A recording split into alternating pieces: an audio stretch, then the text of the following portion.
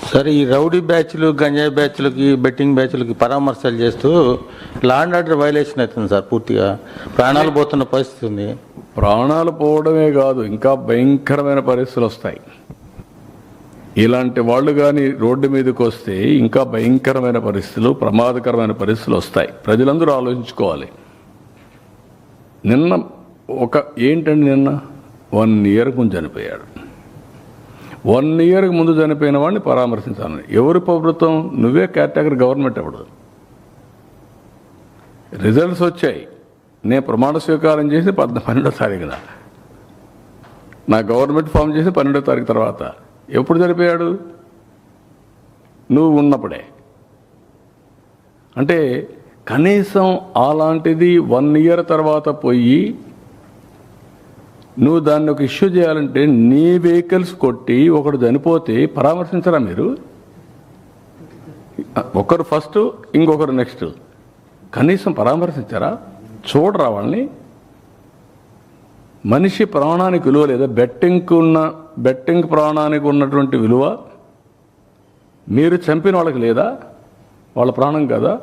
వాళ్ళ మనుషులు కాదా? ఏ విధంగా అర్థం చేసుకోవాలి? నేను ఎప్పుడూ ఉందాగా ఉంటామని రౌడీలు కూడా ప్రోత్సహించారనుకో, నేను అసమర్థుడు అవుతా.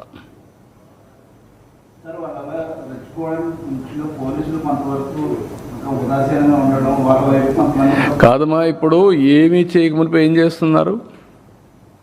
I'm asking. ఏమీ చేయకపోయినా నువ్వు దబాయిస్తున్నావు. ఒక రాజకీయ నాయకుడు నువ్వే లాగేసి నువ్వే పోతూ, నీకు పర్మిషన్ లేదు, నువ్వు ఇవ్వలేదు. ఇవ్వకపోతే మార్గం ఏంటి?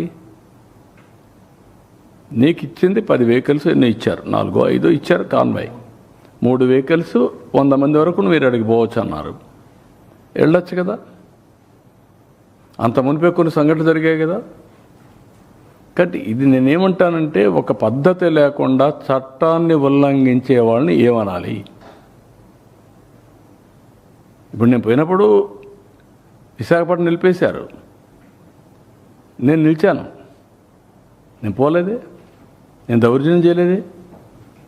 తిరుపతి నిలిపేశారు ఎయిర్పోర్ట్లో, నేను పోలేదే. తిరుపతి దేనికి పోతా అన్నాను? చిత్తూరులో నామినేషన్ వేయడానికి మీరు అబ్జెక్ట్ చేస్తే నేను పోతానంటే పోనలేదు. నిన్ను ఎక్కడ ఆపేవా? సంవత్సరం నుంచి ఆపలా కదా. కానీ నువ్వు ఎక్కడ పోతే అక్కడ గొడవ చేస్తే ఎట్లా?